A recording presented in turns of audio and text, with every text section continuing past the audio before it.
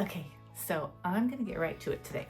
One of the biggest lies we tell ourselves as women is, I just want a guy who's fill in the blank. I just want a guy who's has a good job and treats kids nicely and is chill and like nice to hang out with. That's all I want. You can fill in the blanks. The point is, we are setting ourselves up for what looks like, oh, it's very simple, I don't need a lot, yet we are actually lowering our standards to a few characteristics and thinking that that's going to bring us happiness. Just these characteristics in a person. The problem is that we find these people, oh, this guy's, he's this and he's that and he's that. And then we jump into this relationship and we think we found the guy with the things that we, it's okay, it checks those boxes. And for a while, it might seem like you found it all. But after a while, you realize these traits, these characteristics were not all that you wanted in a person. And maybe these characteristics came from the fact that the last relationship was missing a few of those. And so that's why you turned around and were like, well, I'm gonna make sure I've got these things moving forward. So it wasn't even like you came from a whole place of having it all. And what do I want moving forward? It was like you came from scraps and you thought, moving forward, I just want a decent piece of chicken. Okay, not scraps.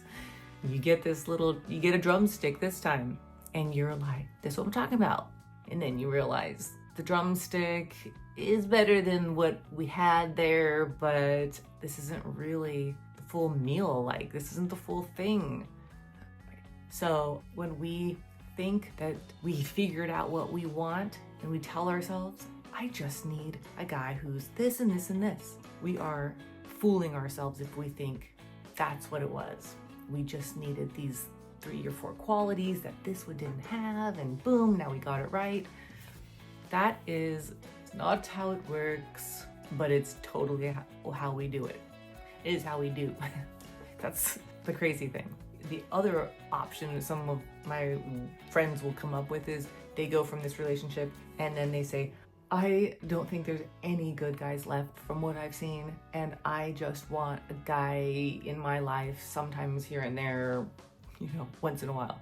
They have decided there are no good guys left. So I feel like we all go from like the battlefield here and we like recover for a minute and say, I just want some peace and quiet moving forward, and then I'll be happy. I just don't want any more of that. So we're going from what we thought we wanted, nope, not good, and what we do want. It's very grabby because we're not coming from a whole place where, that's my whole little point of my little videos here, is I want to reach women to say, oh my gosh, stop what you're doing. I've been there. Here's what I have just finally figured out, and I wish everyone could figure this out because this is a game changer. We do not need to keep looking for this thing, this relationship that will be so great when we find it. We are the relationship we've been looking for. This person is who we should be falling in love with. We have spent so much of our love giving it away and wanting to be loved back. I'll love them so much they have to love me. That's like how I used to think.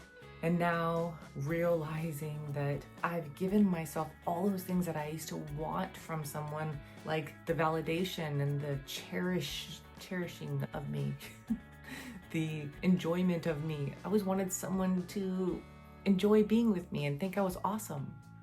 But now I just enjoy being with me and I think I'm awesome. So if I meet someone today, tomorrow, who says, wow, you're so awesome to be with, I am not like, I am?